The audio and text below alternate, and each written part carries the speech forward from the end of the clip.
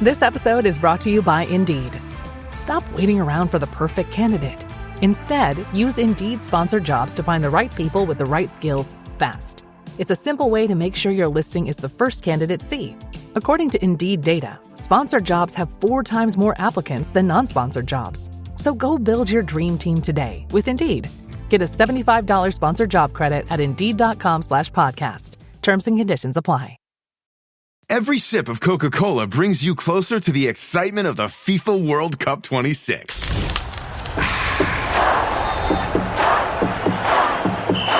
Because nothing compares to the joy.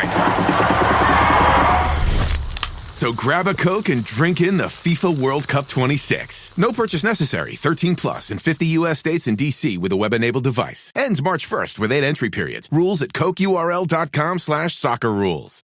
Hello, Eagles and draft fans, and welcome to the Big-Legged Waistbenders podcast. I am your host, Wannab, and we will be solo potting again today, but this time it will be much quicker, I promise. We are going to talk about some number 2 cornerback options in the 2026 NFL Draft coming this April. We will lead off with Domani Jackson from Alabama. He turns 23 in November. He has 31-inch arms, 6 feet tall, roughly 190 pounds. Domani caught my eye last year watching draft tape because he possessed actual off-man/zone match footwork. Many of these corners go throughout college without developing a true back pedal. And either a good back pedal or some sort of alternative shuffle that is almost as effective as a back pedal is a prerequisite to playing outside cornerback well in Vic Fangio's scheme. He's a very smooth guy in his back pedal. I do see some solid click and close on underneath routes that is helped by his strong footwork. From the sample of games I watched, he was rarely tested over the top, which makes sense because it was difficult to beat him over the top due to a combination of solid long field speed and, more importantly, that strong footwork while playing conservatively. He has solid play strength from an outside corner perspective, and he's smart and experienced. He's a guy who in most matchups will win more than he loses. Let's get into the negatives, and there are some that will hurt his draft stock and create potentially a buy low opportunity for a solid CB2 option in our system. He took some really bad angles against the run in situations where he was the unblocked defender on the outside against condensed offensive sets. If it happened just once or twice, I think to myself, learning experience, not the end of the world. But it happened too many times, and it left a bad taste in many people's mouths. Additionally, I noticed on 50-50 balls that were thrown high, he was somewhat gravity-bound, and instead chose to play through the receiver physically instead of playing the ball. Now, more often than not, this actually worked out for him nicely. But there were some times where teams realized that they could go upstairs, they had an upstairs advantage on him, and drew some flags due to him being overly physical to compensate for not getting vertical and playing the ball. Also on the negative side, he comes with some injury concerns. As a senior in high school, he tore his ACL. Reportedly, he struggled to come back from it during the 22 season in college. He also gets nicked up somewhat frequently and misses time. It seems like he was in some sort of a timeshare for the one outside cornerback spot at Alabama, even though he was the starter who played the most snaps. But oftentimes he'd end up losing snaps due to being nicked up with minor injuries. And it became closer to a 50-50 timeshare as opposed to him being the true starter. He had hip and shoulder injuries, and I could be wrong on this one, but I think he missed a little time due to a knee as well. At times, when he has an opportunity to come downhill and make a hit, he looks physical. At other times, he looks like he's afraid of contact, particularly when tackling the ball carrier, more so than when taking on a block. And I think this ties into the injury concerns that are in the back of his head, if I had to take a guess. And if I had to take an even more wild guess, maybe those past injury issues are why he doesn't go upstairs and get vertical on 50-50 balls. We certainly saw, as Eagles fans, from A.J. Brown, that he was protecting himself from injury. He was afraid at times to battle for those 50-50 balls downfield. And I could be way off on this with Domani Jackson, and I might be wearing a tinfoil hat, but the thought did enter my mind. Many are guessing that he will run in the 4.5s. I wouldn't be surprised if he gets into the 4.4s. But he does have solid long speed in games on tape that is augmented greatly by his plus footwork. And that means I think he's going to be someone who's not going to need a ton of safety help all game long at the NFL level in most matchups. If he drops to a late third-round pick, and we have not yet addressed the cornerback position, then I am definitely interested. So that's Domani Jackson in a nutshell. That takes us to the next prospect, Colton Hood from Tennessee.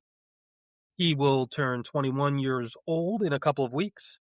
31.5-inch arms, roughly 6 feet tall, roughly 190 pounds. My initial reaction watching Colton was actually negative. His footwork was the opposite of Domani Jackson. There wasn't much of a back pedal. And when he did shuffle to compensate for his lack of back pedal, it was a sideways shuffle instead of a quarter turn. And due to the laws of physics and kinesiology, for most humans, it is usually more difficult to break on routes in front of you that are short or intermediate from a sideways stance than a quarter turn. But Colton was unusually good out of his sideways stance. There were numerous times where I assumed he had longer arms than what was measured because he routinely breaks downhill with some impressive first step explosion and sticks his arm in at a weird angle at the last possible second to break up passes that look like they are about to get completed. I remember one time on a longer route downfield where Colton was in his gangly-looking, high-hipped, sideways shuffle, crossing his feet with each shuffle, as the wide receiver with outside leverage already then broke on a 90-degree angle further outside on a deep out. I started to think to myself, he's going to be wide open. But then, on a dime, Colton Hood performed a 270-degree speed turn to blanket the wide receiver on the outward breaking route. That's good stuff. He's physical, he's smart, he violently takes on blocking wide receivers, and occasionally will even knife through blockers to bring down a ball carrier using that same impressive first step that he displays when breaking up short incompletions. On the negatives, it seemed like he had solid long speed similar to Domani Jackson, but not next level makeup speed. And playing as aggressively as Colton does, some teams decided to test him deep frequently. And the results in the games that I watched were mixed. He did give up some catches downfield in the sample size I watched, and if I had concerns about Domani Jackson being grabby or being too physical at the catch point, those concerns are doubled with Colton Hood. He simply uses physicality too much to compensate and will be flagged in the NFL if he does not dial that back. Now, I expect Colton to be drafted anywhere from late first to mid-second round, obviously depending on his combine performance. I will be very interested to see how both Domani and Colton test in the 40. Ultimately, I would be more comfortable with Domani Jackson in the late third than Colton in the first 2 rounds, but Colton is a good football player, and I think a lot of teams will be happy with him. That takes us to our third and final player for this mini-pod, cornerback Chris Johnson from San Diego State. Just like the other two, he's roughly 6 feet and 190 pounds with 31.5-inch arms.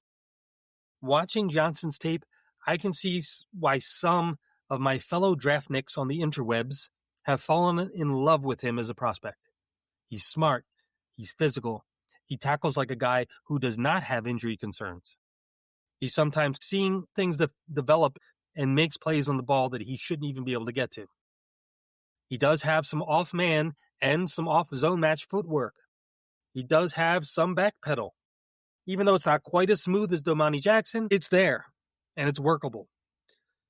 And from off coverage in particular, on many in and out breaking routes for wide receivers that are trying to put on the moves, Chris Johnson has an almost unnatural knack for mirror and matching the wide receiver. It's almost like there's a magnet on Chris Johnson attached to the core of the wide receiver, and he's not falling for any of the head fakes or flailing arms or legs.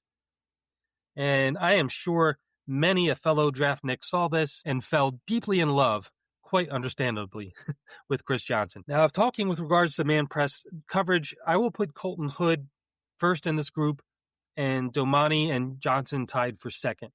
There are times in man press where I think it shows why Chris Johnson is at San Diego State and not a bigger school. It wasn't terrible, but there were times where there'd be a sudden move from the receiver, and Johnson displayed what I thought was a little bit of a lack of athleticism. And while I did see some click and close on shorter routes, he was third on this list on the click and close area as well, at least for me, in my naked eye. I wondered if against better competition than what he was seeing at San Diego State, that lack of athleticism might occasionally show up downfield. And at the Senior Bowl, I might have gotten my answer. I had a chance to watch him against more talented receivers than what he normally faced, and he did get burnt once or twice in the end zone. Once on a deep ball and once or twice in the red zone drills. Well, I think that little lack of athletic burst will limit his ceiling in the NFL. I do think he has a stronger floor than Domani Jackson, and probably will be drafted in the NFL in a zone-heavy scheme somewhere on day 2, and possibly before Domani Jackson gets taken. Personally, my favorite option, considering how the likely draft board falls before the combine, I prefer Domani Jackson in the late 3rd or the early 4th to taking the other 2 corners higher in the draft. But all of these are good football players who, if they clean up a few things, could be solid as CB2 options for the Eagles. So far, I'm not loving the number of CB1 options at the top of this draft. There is some day 2, late day 1 CB2 depth, maybe a little bit more than usual. That's a good thing for us. On the next mini-pod, we will be discussing Avion Terrell, Brandon Cisse, and a couple of other cornerback options. Please follow us at the Eagles Film Room on Patreon. There is currently a 1-week free limited time offer to join the Patreon. I promise you won't be disappointed by the content that you find. It is a level above most of what is out there. Shortly after I joined the Patreon a month ago, I pasted a video of a 1-game sample of Avion Terrell breaking down his NFL prospects, and some of you DB lovers out there are going to like it. There are many smart contributions from many smart people working very hard covering Eagles football and the NFL offseason in the Discord and on the Eagles Film Room. Once again, from the bottom of my heart, thank you all for listening, and go Birds. Support for the Fans First Sports Network comes from Hyper Natural Style. Men's Journal calls it the best men's polo shirt of 2024. Hyper Natural offers polos, tees, and button-ups that deliver unmatched comfort and style. Hyper Natural is a new generation of clean bio-performance clothing that reduces impact on the planet as well as your own health. Hyper Natural created the first ever shirts made from jade stone and crab shells. Supreme natural comfort and cooling performance without harmful chemicals and plastic polyester. Visit hypernaturalstyle.com and receive 20% off at checkout using promo code FFSN. That's hypernaturalstyle.com using FFSN. Thank you for your support.